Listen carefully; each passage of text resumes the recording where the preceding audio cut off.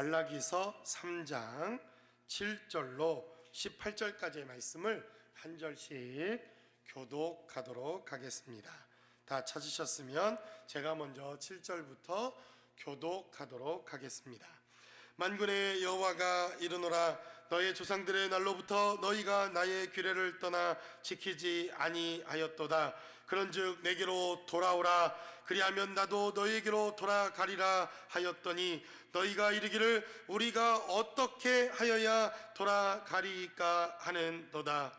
사람이 어찌 하나님의 것을 도둑질하겠느냐? 그러나 너희는 나의 것을 도둑질하고도 말하기를 우리가 어떻게 주의 것을 도둑질하였나이까 하는도다. 이는 곧 11조와 봉헌물이라. 너희의 곧 온 나라가 나의 것을 도둑질하였으므로 너희가 저주를 받았느니라. 만군의 여호와가 이르노라, 너희의 온전한 11조를 창고에 들여 나의 집에 양식이 있게 하고 그것으로 나를 시험하여 내가 하늘 문은 열고 너희에게 복을 쌓을 곳이 없도록 붙지 아니하나 보라. 만군의 여호와가 이르노라, 내가 너희를 위하여 메뚜기를 금하여 너희의 토지 소산을 먹어 없애지 못하게 하며 너희의 밭에 포도나무 열매가 기한 전에 떨어지지 않게 하리니 너희 땅이 아름다워짐으로 모든 이방인들이 너희를 복되다 하리라. 만군의 여호와의 말이니라. 여호와가 이르노라, 너희가 완악한 말로 나를 대적하고도 이르기를 우리가 무슨 말로 주께 대적하였나이까 하는도다. 이는 너희가 말하기를 하나님을 섬기는 것이 헛되니 만군의 여호와 앞에서 그 명령을 지키며 슬프게 행하는 것이 무엇이 유익하리요? 지금 우리는 교만한 자가 복되다 하며 악을 행하는 자가 번성하며 하나님을 시험하는 자가 화를 면한다 하노라 함이라. 그때 여호와를 경외하는 자들이 피차에 말하매 여호와께서 그것을 분명히 들으시고 여호와를 경외하는 자와 그 이름을 존중히 여기는 자를 위하여 여호와 앞에 있는 기념책에 기록하셨느니라. 만군의 여호와가 이르노라, 나는 내가 정한 날에 그들을 나의 특별한 소유로 삼을 것이요 또 사람이 자기를 섬기는 아들을 아낌같이 내가 그들을 아끼리니 그때에 너희가 돌아와서 의인과 악의를 분별하고 하나님을 섬기는 자와 섬기지 아니하는 자를 분별하리라. 아멘. 아멘. 오늘 말라기 3장에 기록되어져 있는 이 하나님의 말씀을 통해서 아마 여러분들이 오늘 본문의 메시지를 짐작했을 것이라고 생각되어집니다. 말라기 선지자를 통해서 하나님께서는 어떻게 우리가 하나님께로 돌아갈 수 있을지, 어떻게 하면 우리가 정상적인 삶의 자리로 하나님 앞에 돌아갈 수 있을까에 대한 메시지를 하나님은 오늘 말라기서를 통해서 우리에게 증거하고 있는 것을 보게 됩니다. 특별히 여러분들이 구약성경에 기록되어져 있는 이 구약성경의 메시지들을 잘 살펴보면 창세기부터 시작해서 말라기까지 이르고 있는 이 성경의 메시지가 집중적으로 하나님께서 선지자들을 통해서 혹은 하나님의 사람들을 통해서 이 메시지를 주셨던 때가 있었던 것을 여러분들은 기억하고 그 메시지들을 왜 주셨는지 생각해 볼 필요가 있습니다. 우리가 잘 아는 것처럼 창세기부터 모세오경이라고 불리워지는 이러한 메시지들은 이들이 출애굽하고 난 이후 가나안 땅에 들어가기까지 하나님께서 모세라고 하는 사람을 통해서 집중적으로 주셨던 메시지가 바로 창세기부터 바로 신명기까지 기록되어져 있는 모세오경의 메시지를 하나님께서 그들에게 허락하시고 또 말씀을 주시는 것을 보게 됩니다. 바로 가나안 땅을 얻기 위하여 그들이 가나안 땅으로 들어가기 위해서 그들이 먼저 받아야 할 축복의 메시지가 있었다고 하는 것을 우리는 기억해야 한다는 것입니다. 땅을 얻는 것도 중요하고 하나님께서 그들에게 응답하시는 것도 중요하고 그들이 가나안 땅의 약속을 통하여 들어가는 것도 대단히 중요하지만 왜 들어가야 하는가가 바로 말씀을 통해서 하나님께서 이스라엘 백성들을 통해 깨닫게 하시고 그 말씀을 통하여 하나님을 알게 하시며 그 약속된 말씀을 통해서 가나안 땅에 들어가 하나님을 섬기도록 집중적인 말씀을 그들에게 하나님께서 허락하시는 것을 봅니다.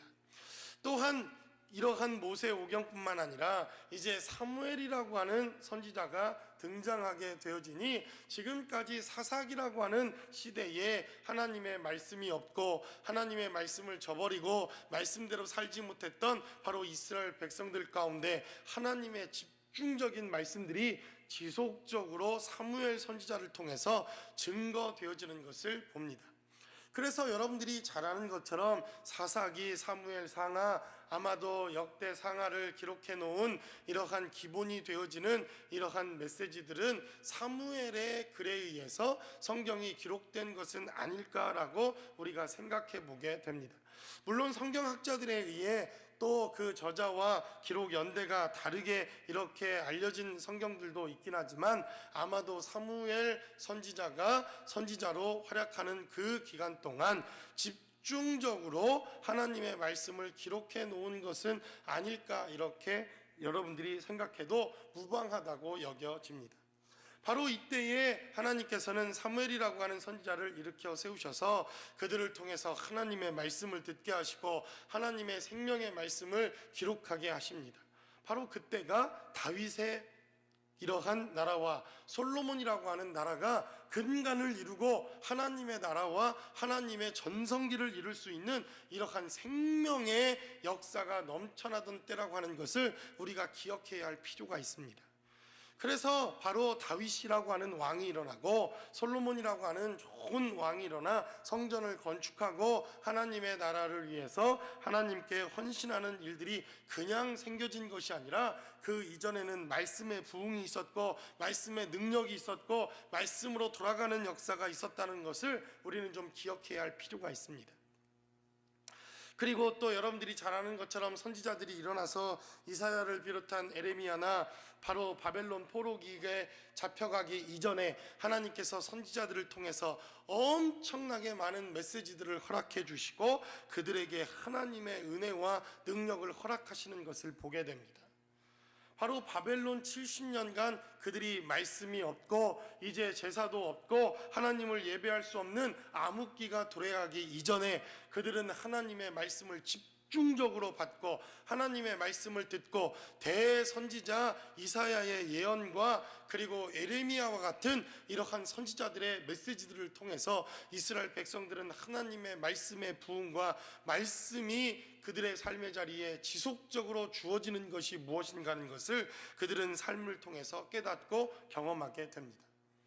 그래서 그들이 70년 동안 하나님의 말씀이 없었지만 70년 동안 제사를 드리지 못했지만 비록 70년 동안 이들은 하나님 앞에 나아가 예배하거나 찬양하지 못했지만 바로 에레미야의 선지자의 글을 통해서 다니엘이라고 하는 사람이 깨달음을 얻게 되고 에스겔 선지자도 하나님께서 성전을 재건하고 이스라엘 백성들을 재건할 것이라고 하는 약속의 메시지를 붙들고 그들은 하나님을 바라보는 놀라운 역사가 있는 것을 우리는 보게 됩니다. 그래서 바로 이 말라기에 기록되어져 있는 메시지가 중요하지 않을 수 없다고 여러분들에게 말씀을 드립니다. 그리고 하나님께서 또한 이스라엘 백성들에게 집중적으로 말씀을 주시는 시기가 있었는데 바로 이들이 포로로 돌아오고 난 이후 70년 이후 이들이 포로로 돌아오자마자 바로 그들이 성전을 재건하고 성전을 쌓고 하나님의 나라와 하나님의 일을 감당하는 그 시기에 하나님께서는 이스라엘 백성들에게 또 집중적으로 하나님의 말씀을 가르치고 하나님의 말씀으로 역사하시는 시기가 있었던 것을 성경의 역사를 통해서 우리가 한번 되짚어 봐야 할 필요가 있다는 것입니다. 대선지자 에스라나 또 느헤미야, 학개와 같은 이러한 선지자의 글들이 바로 이렇게 성전이 지어지고 이들이 예루살렘으로 돌아오는 시기에 집중적으로 말씀이 쓰여집니다. 스가랴라고 하는 선지자를 통해서도 하나님의 말씀이 기록되어졌을 뿐만 아니라 이제 말라기라고 하는 선지자를 통해서도 동일하게 하나님의 말씀을 통해서 이스라엘 백성들은 지금까지 없었던 바로 바벨론 포로기에 하나님의 말씀과 선지자의 글과 선지자의 기록들을 통해서 하나님이 어떤 분이신가 하는 것을 깨닫게 되어지는 놀라운 역사가 바로 그들의 삶의 자리에 있었다는 것입니다. 그리고 말라기를 통해서 이제 더 이상 400년 동안 하나님의 말씀이 없는 마지막 구약 시대의 메시지가 말라기였다고 한다면 그 말라기의 메시지가 얼마나 중요하고 얼마나 하나님 보시기에 정말 필요한 메시지였는가 하는 것은 두말할 필요도 없는 메시지였다고 하는 것을 성경은 우리에게 증거합니다. 그래서 이들은 70년 동안 바벨론 포로기에 잡혀 있다가 하나님의 말씀대로 돌아왔습니다. 그리고 그들은 하나님께 이렇게 말합니다. 하나님, 우리가 약속의 말씀을 듣고 그 바벨론에 있었던 70년간의 삶을 정리하고 돌아오지 않았습니까? 그런데 하나님은 여전히 우리가 돌아오지 않았다고 말씀하시는데, 그러면 어떻게 우리가 돌아갈 수 있습니까? 하나님께 온전히 돌아간다고 하는 것은 무엇입니까? 라고 이스라엘 백성들이 하나님께 따져 묻기 시작합니다. 그러자 하나님께서는 너희가 몸만 이렇게 돌이켜 우리에게 돌아온 것이 진짜 돌아온 것이 아니라 이 몸과 함께 하나님께 온전히 드려지는 삶의 예배와 우리의 마음과 우리의 영혼까지도 완전히 돌아와야만 완벽하게 돌아온 것이다 라고 주님께서 말씀하시고 있다는 것입니다. 그래서 2019년도 우리가 하나님 앞에 어떻게 삶을 살아갈 것인가, 우리의 삶의 자리를 기도하며 묵상하며 또 기도하는 한 주간의 삶을 통해서 정말 우리의 삶의 자리를 완벽하게 하나님께 돌이키기 위해서, 하나님께 돌아가기 위해서 우리의 삶의 자리에 필요한 것은 무엇인지, 그리고 하나님께로 온전하게 돌이킨다고 하는 것은 무엇인지 본문이 기록하고 있는 말씀을 통해서 함께 나누어 보기를 원합니다. 첫 번째로 본문은 우리에게 증거하기를 바로 하나님께로 돌아간다고 하는 것은 하나님의 말씀으로 다시 돌아간다고 하는 것을 의미한다라고 말라기 선지자는 우리에게 증거합니다. 7절은 이렇게 기록합니다. 만군의 여호와가 이르노라, 너희 조상들의 날로부터 너희가 나의 규례를 떠나 지키지 아니하였도다. 그런즉 내게로 돌아오라, 그리하면 나도 너희에게로 돌아가리라 하였더니 너희가 이르기를 우리가 어떻게 하여야 돌아가리까 하는도다라고 하나님께 이들이 묻기 시작합니다. 바로 우리가 하나님께로 돌아가는 첫 번째 우리의 삶의 자리에 말씀으로 돌아가는 것이 필요하다는 것입니다. 하나님의 규례를 떠나고 하나님의 말씀을 떠나고 하나님의 율법을 떠났던 이스라엘 백성들에게 하나님은 다시 권면하기 시작합니다. 이제 말씀으로 돌아오라는 것입니다. 어제 우리가 말씀을 통해서 이스라엘 백성들에게 급격한 변화가 있지 않았습니까? 그들이 히브리어, 이 언어를 잃어버리는 이러한 비참한 결과가 이스라엘 백성들 가운데 있었습니다. 그리고 제사장들도 무려 70년 동안 그들이 하나님의 율법과 하나님의 말씀을 떠나 있었기에 어떻게 하여야 율례대로 규례대로 하나님 앞에 온전한 제사를 드릴 수 있는지 그들이 까맣게 잃어버리고 있었던 바로 그때에 그들은 하나님의 율법을 왜곡하고 하나님의 말씀을 왜곡하는 이러한 일들이 발생하기 시작합니다. 그것이 바로 말라기 3장 1절로부터 6절까지 우리가 읽진 않았지만 바로 하나님의 말씀을 맡았던 이 대제사장들의 타락이 바로 이 말라기 시대에도 있었던 것을 보게 됩니다. 하나님의 말씀으로 히브리의 언어로 기록되어져 있는 율례와 율법을 가르치고 제사장들이 어쨌든 하나님의 말씀을 전하자 이 제사장들이 한 가지 깨닫기 시작합니다. 히브리어를 백성들이 모른다고 하는 엄청난 정보를 제사장들이 깨닫게 된 것입니다. 그래서 어떤 일들이 발생하기 시작합니까? 하나님께서 요구하셨던 규례가 아닌 자신들이 요구하고 싶은 대로 그들에게 제물을 요구하고 또 봉헌물을 요구하고 하나님께 드려지는 제사를 자신들의 뜻대로 그렇게 왜곡시켜 제사 드리는 일들이 발생하기 시작했다라고 이 말라기 선지자는 우리에게 증거하고 있습니다.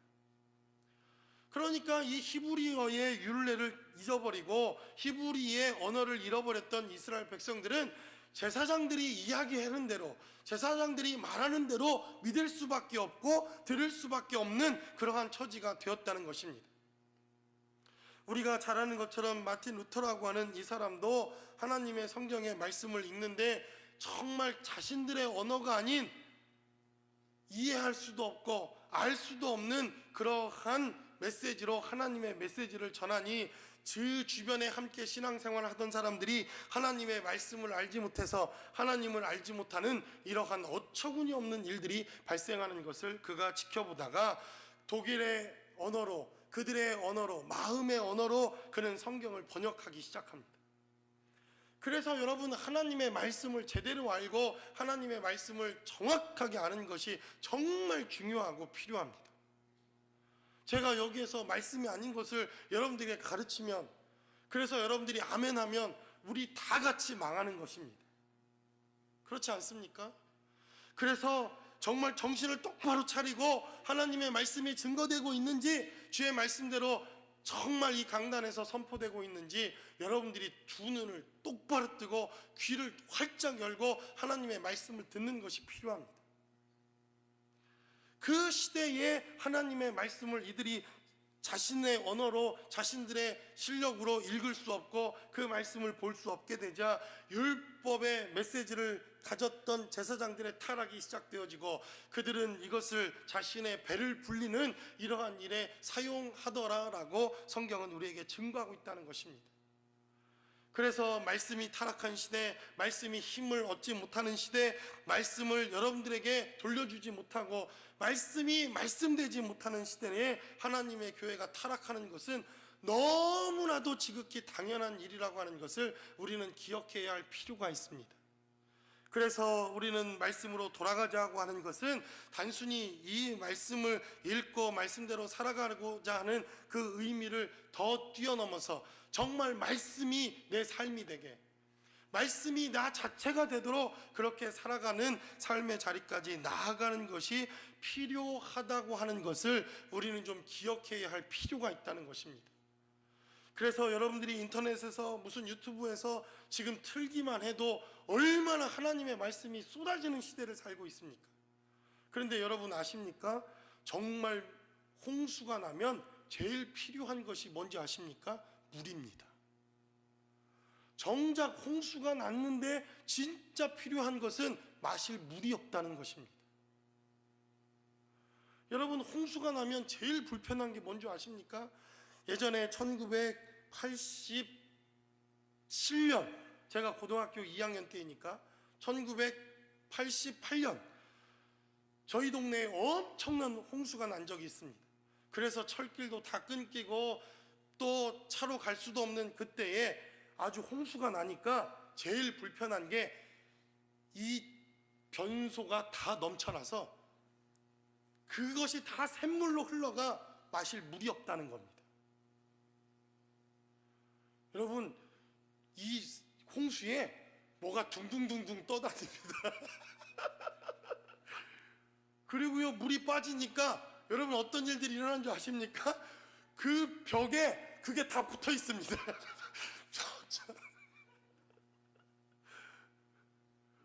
그런 데서 안 살아보셨죠? 정말 저는 그때 절감했습니다. 와, 홍수가 일어나니까 마실 물이 없구나. 홍수가 나니까요, 정말 돼지도 떠내려가고 정말 뭐 경운기도 떠내려오고 냉장고도 떠내려오고 얼마나 재밌던지. 그런데 홍수가 나니까 참으로 불편한 것을 보았습니다. 정말 마실 물, 정말 필요한 깨끗한 물이 없구나 하는 것을 제가 어린 시절이었지만 그때 깨달은 바가 있었습니다. 그래서 밥도 지어 먹지 못하고 물도 마시지 못해 몇 날 며칠을 고생하다가 겨우 보급품이 와서 겨우겨우 밥도 해먹고 물도 먹었던 기억이 새록새록 나는 것을 이 말씀을 통해서도 다시 한번 깨닫습니다. 하나님의 말씀이 넘쳐나는 시대, 인터넷만 켜도 또 우리가 가지고 있는 스마트폰만 켜도 하나님의 말씀은 홍수가 넘쳐나는 것 같지만 정말 우리가 붙들고 있는 진리의 말씀과 하나님의 말씀대로 우리는 정말 살아가고 있는지. 그래서 목회자가 전하는 이러한 메시지가 아니라 여러분 스스로가 말씀을 통해서 하나님으로부터 공급받고 또 성령의 영감을 통해서 여러분들이 말씀을 깨닫고 깨달아진 그 말씀대로 여러분들의 삶의 자리가 변화되어지고 그 말씀대로 무엇보다도 하나님과 동행하는 우리의 삶의 자리로 되돌아가는 것, 이것이 바로 하나님께 온전히 돌아가는 우리의 삶의 자리라고 하는 것을 우리는 기억해야 할 필요가 있다는 것입니다. 그래서 하나님의 부흥은 말씀의 부흥과 대단히 밀접한 연관을 갖고 있습니다. 말씀의 부흥 없이, 말씀이 우리의 삶의 자리에 우리의 삶을 변화시키는 은혜 없이 그 어떠한 부흥도 우리의 삶의 자리에 일어날 수 없다고 하는 것을 우리는 역사를 통해서, 성경이 이야기하고 있는 말씀을 통해서 체험하고 경험하게 된다는 것입니다. 그래서 오늘 이제 말라기 선지자는 이렇게 증거합니다. 규례를 너희가 떠났지만 말씀으로 돌아오라는 것입니다. 말씀의 힘을 얻어서 말씀 가운데 다시 말씀대로 살아가고, 말씀대로 행하고, 말씀대로 하나님이 어떤 분이신가를 알고 하나님의 말씀대로 행하는 것에서부터 돌아오라, 이렇게 하나님은 말씀하시고 있다는 것입니다. 두 번째로 우리가 돌아간다고 하는 것은 바로 11조와 봉헌을 가지고 돌아오라, 하나님께서 이렇게 말씀하시는 것을 보게 됩니다. 사람이 어찌 하나님의 것을 도적질하겠느냐, 그러나 너희는 나의 것을 도적질하고도 말하기를 우리가 어떻게 주의 것을 도적질하였나이까 하는도다. 이는 곧 11조와 봉헌물이라 라고 성경은 우리에게 증거합니다. 왜 하나님께서 말씀으로 돌아와라 이렇게 말씀하시고 또 곧바로 이어 11조와 봉헌에 대해서 말씀하셨을까 곰곰이 생각해 보면, 아마도 사람들이 가장 순종하기 어려운 그러한 메시지, 그리고 하나님의 말씀대로 이렇게 순종할 수 없었던 그들의 삶의 모습, 바로 이 11조와 봉헌에 대한 메시지, 이것을 하나님께서 말씀하신 것은 아닐까라는 생각을 해보게 됩니다. 하나님께서 어떻게 돌아가야 것이 온전하게 돌아가는 것입니까? 이스라엘 백성들이 묻고 있는 그 삶의 현장에서 너희가 11조와 봉헌을 가지고 온전하게 돌아오라, 이렇게 말씀하시고 있다는 것입니다. 바로 이 이스라엘 백성들이 말라기 시대에 하나님의 규례와 율례를 알지 못하자 11조를 가지고 도적질을 하기 시작합니다. 무엇보다도 제사장들이 하나님의 규례와 율례대로 온전한 11조를 가르치고 온전한 봉헌을 가르쳐야 했는데, 이들이 하나님의 말씀을 알지 못하고 히브리어를 읽지 못하는 이스라엘 백성들 때문에 그들은 재물을 갈취하기 시작합니다. 그래서 어떻게 이들은 재물을 갈취하기 시작합니까? 이들 가운데 바벨론의 화폐를 가지고 이 이스라엘 땅으로 돌아온 사람들이 있지 않았겠습니까? 그래서 그들이 하나님의 말씀대로 성전에 와서 성전세를 바치기 시작하는데, 이 몇몇 제사장들은 이 바벨론의 돈을 그냥 받지 않습니다.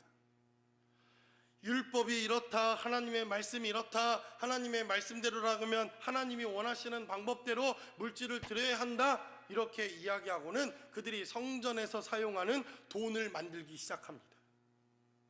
그리고 바벨론 화폐 가치가 만약 1달러라고 한다면 이 성전에 이 쓸 수 있는 화폐 가치를 100배나 높이 놀려서 100불을 가지고 와야 성전세를 낼 수 있는 동전으로 바꿔주기 시작합니다.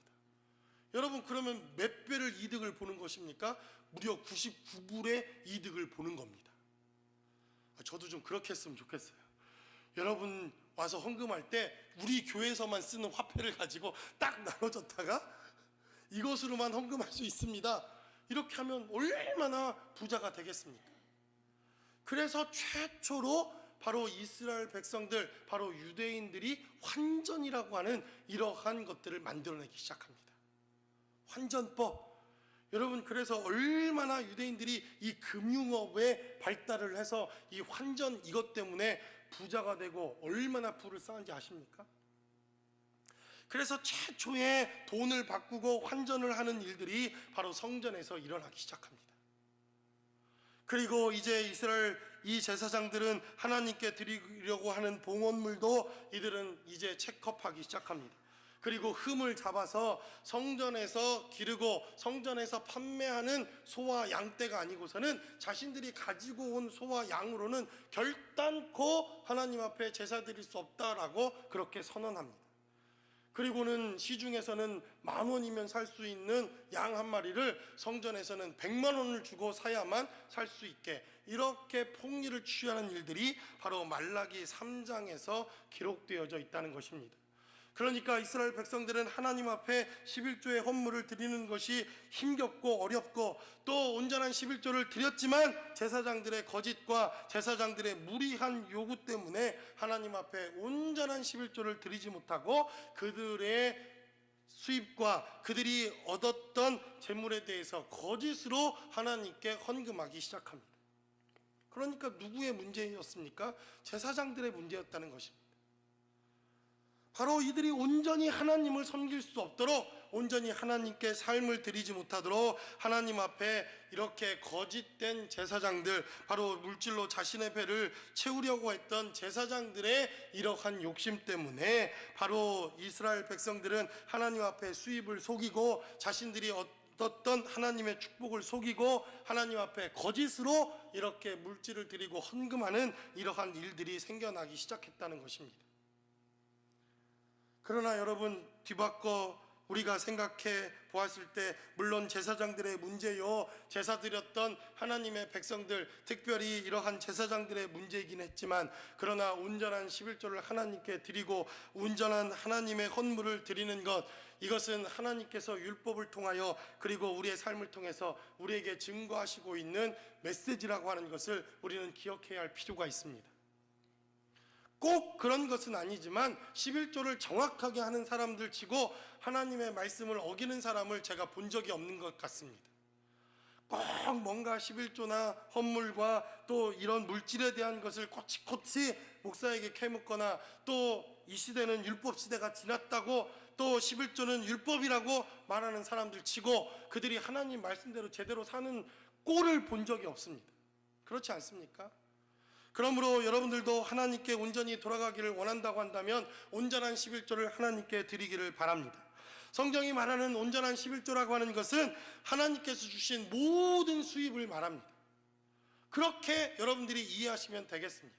하나님이 주신 것, 하나님이 주신 모든 것, 하나님께서 주신 모든 축복, 이것을 하나님께서 온전한 10의 1을 하나님께 가지고 나와 하나님께 봉헌하고 하나님께 제사해라, 이렇게 말씀하시는 것을 보게 됩니다. 특별히 이제 가나안 땅으로 들어가게 되어지는 이스라엘 백성들을 향해서 바로 여호수아는 하나님의 율법대로 이제 유월절을 지키게 되어지는데, 하나님께서 그들에게 바로 들어가게 하는 그 시기가 유월절 제사를 드릴 수 있는 그 시기에 하나님께서 가나안 땅으로 이스라엘 백성들을 인도하십니다. 여러분, 하나님께서 유월절 이러한 규례를 지킬 수 있도록 이스라엘 백성들을 인도하셨다고 하는 것은 대단히 중요한 의미가 있습니다.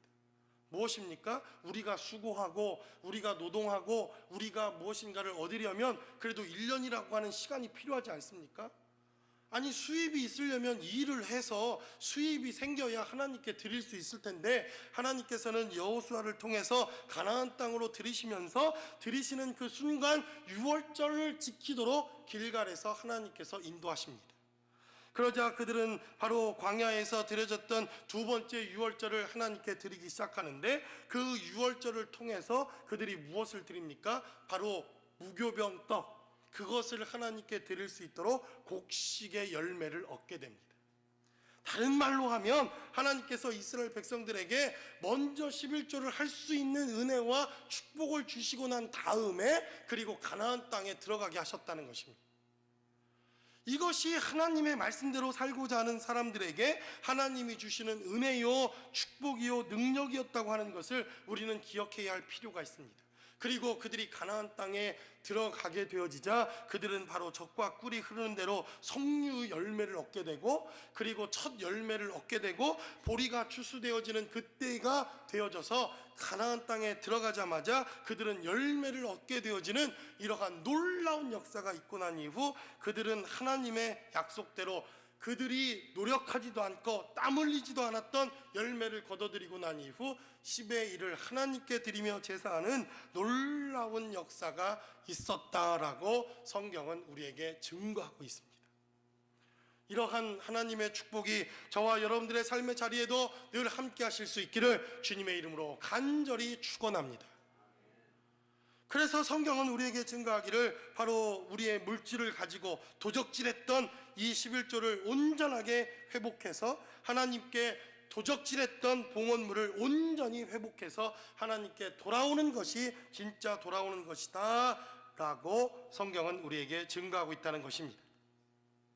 그러면 하나님께서 11절에 기록하기를 만군의 여호와가 이르노라 내가 너희를 위하여 메뚜기를 금하여 너희 토지 소장을 먹어 없애지 못하게 하며 너희의 밭에 포도나무 열매가 기한전에 떨어지지 아니하리라. 너희 땅이 아름다워짐으로 모든 이방인들이 너희를 복되다 하리라. 만군의 여호와의 말이니라 라고 성경은 우리에게 증거합니다. 그러므로 저와 여러분들이 여러분들의 자녀들에게도 이 11조의 축복을 가르치고 그들이 11조의 사람이 될 수 있도록 여러분들이 함께 힘써 기도하는 것, 이것이 복되며 하나님의 은혜라고 여겨집니다. 특별히 2019년도 하나님의 말씀대로 돌아오기를 원하는 우리의 삶의 자리에 이러한 하나님의 축복의 역사가 다시 한번 함께 하실 수 있기를 주님의 이름으로 간절히 축원합니다. 마지막으로 성경은 우리에게 증거하기를 이제 하나님의 사람을 존중하고 존경하는 것이 바로 하나님께로 돌아오는 것이다 라고 성경은 우리에게 증거합니다.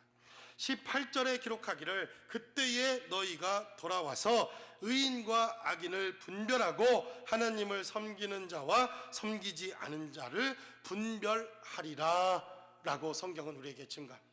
하나님의 율법대로 돌아오고 하나님께 물질을 가지고 돌아오면 너희에게 영적인 분별력이 생겨서 하나님의 은혜와 능력이 무엇인지를 깨닫게 될 것이라고 하는 하나님의 메시지가 바로 13절로부터 18절까지 기록되어져 있습니다.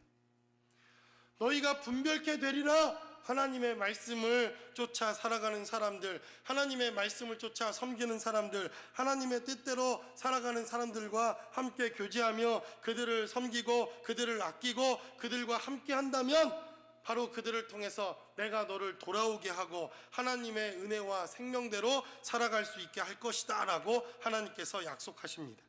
17절은 기록하기를 만군의 여호와가 이르노라 나는 내가 정한 날에 그들을 나의 특별한 소유로 삼을 것이요 또 사람이 자기를 섬기는 아들을 아낌같이 내가 그들을 아끼겠다라고 말합니다.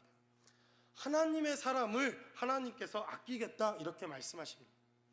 비록 말라기 시절에 말라기 때에 제사장들이 타락하고 곧 유대의 성전 예배가 곧바로 타락하고 하나님의 말씀대로 타락했지만 여전히 말라기와 같은 이러한 선지자들을 통해서 하나님의 뜻대로 살고자 했던 이스라엘 백성들이 생겨나기 시작합니다.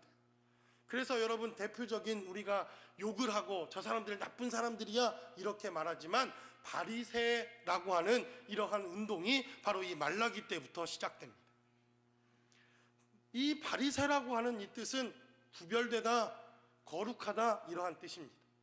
그래서 이스라엘 백성들이 이제 바벨론 포로로 잡혀와 있던 삶의 자리에서 어떻게 하면 율법대로 살아가며 어떻게 하면 하나님 말씀대로 살아가며 어떻게 하면 정직하게 하나님의 말씀대로 살아갈 수 있을까를 고민하던 몇몇 사람들이 우리는 성결한 운동, 구별된 운동, 우리가 구별되어져서 살아가자 이렇게 삶의 공동체를 이뤄가기 시작합니다. 그래서 사실 바리새라고 하는 이 운동은 처음에는 좋은 취지를 가지고 여러분 시작했다는 것을 아십니까? 그래서 이들은 철저하게 말씀대로 살아가고 철저하게 11조도 하고 철저하게 헌금도 생활도 하고 철저하게 말씀대로 살아가고자 하는 이러한 삶의 훈련 가운데 살아가게 됩니다. 그러자 이들에게 도전을 받았던 한 무리들은 또 이러한 삶을 살아갑니다. 너희는 이러한 하나님의 말씀대로 살아간다고 하지만 우리는 이 말씀대로 더 연구하고 말씀을 더 깊이 있게 연구해서 정말 이 말씀 하나도 놓치지 않는 삶을 살겠다고 하는 이러한 사람들이 생겨나기 시작합니다. 그래서 후대에 우리는 그들을 서기관이다 이렇게 말하지 않습니까? 지금으로 말하면 성경의 박사들입니다. 창세기부터 말라기까지 기록되어져 있는 하나님의 말씀 1점이라도 놓치지 않고 말씀대로 살아가고 말씀대로 가르치고 말씀대로 행하겠다. 그들은 말씀의 사람으로 그렇게 자처하며 정말 이 말씀대로 살고 싶어서 그들은 이 말씀을 연구하기 시작합니다. 이러한 사람들이 바로 이 말라기 시대에 등장하기 시작합니다. 그러자 또 어떤 사람들은 그것도 좋지만 금식과 기도와 하나님 말씀대로 세상의 모든 문화를 다 끊어버리고 오직 하나님만 바라보며 살아가겠다고 하는 광야의 사람들이 생기기 시작합니다. 그래서 대표적인 광야의 사람, 아마도 여러분들이 침례 요한이라고 하는 사람을 잘 알 것입니다. 광야에 나가 메뚜기와 석청과 같은 정말 박한 음식을 먹어가며 금식하며 날마다 기도하기를 힘쓰며 세상의 모든 문화를 다 끊어버리고 세상의 즐거움을 다 끊어버리고 오직 주님과 독대하며 삶을 살아가겠다고 이렇게 작정했던 광야의 사람들이 또한 생겨나기 시작합니다.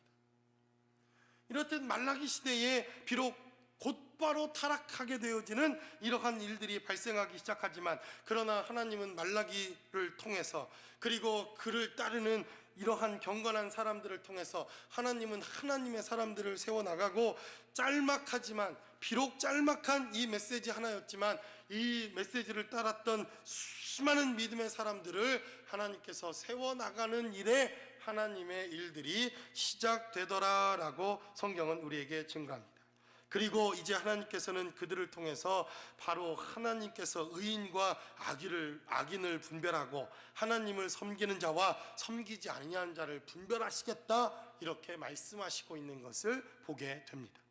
그래서 우리가 진짜 돌아간다고 하는 것은, 하나님께 돌아간다고 하는 것은 하나님의 사람을 존중하고 하나님의 사람들과 가까이 하며 그들과 교제하며 그들과 함께 하나님의 은혜를 나누는 것, 이것에서부터 시작된다고 하는 것을 말라기 선지자는 우리에게 증거하고 있습니다. 그러므로 여러분, 하나님의 사람을 가까이 하시기 바랍니다. 이것은 꼭 목사를 가까이 하라는 이야기가 아닙니다. 정말 우리 주변의 하나님의 사람들, 하나님을 사랑하는 사람들, 하나님의 뜻대로 살고자 하는 사람들, 굳이 목사가 아니어도 저는 이 시대에 숨겨놓은 하나님의 사람들이 얼마든지 많이 있다고 믿습니다. 그러한 사람들이 되시기를 주님의 이름으로 간절히 축원합니다. 그래서 하나님이 찾으시는 사람, 하나님께서 이 마지막 때에 말라기와 같은 바로 이때에 꽁꽁 숨겨두시고 그들을 통해서 바로 침례 요한이라고 하는 이러한 경건한 하나님의 사람이 나와 메시아를 기대하며 메시아를 고대하며 메시아를 소개하며 바로 메시아의 날이 도래하기를 간절히 사모했던 그 사람들의 영성과 삶을 통해서 주님께서 이 땅에 오셨던 것처럼 하나님이 숨겨두시고 하나님께서 기르시고 하나님께서 우리 가운데 함께 하셨던 그 의인들, 하나님의 사람들, 저는 저와 여러분들이 이러한 간절한 소망이 2019년도에 정말 우리의 소망이 되실 수 있기를 주님의 이름으로 간절히 축원합니다.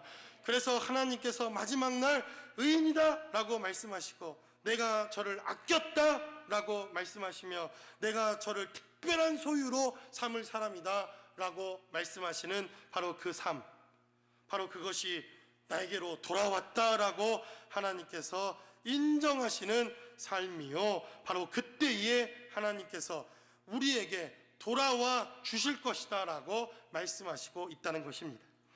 그러므로 2019년도 어떻게 하면 주님, 우리가 하나님께로 돌아갈 수 있겠습니까? 어떻게 하면 다시 하나님의 은혜대로 살아갈 수 있겠습니까?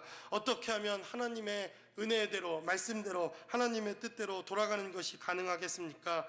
라고 물었던 이러한 질문 앞에 하나님께서 돌아오라 말씀하시는 이 말씀에 순종할 수 있는 저와 여러분들의 삶의 자리가 모두 되시기를 주님의 이름으로 간절히 축원합니다. 기도하겠습니다.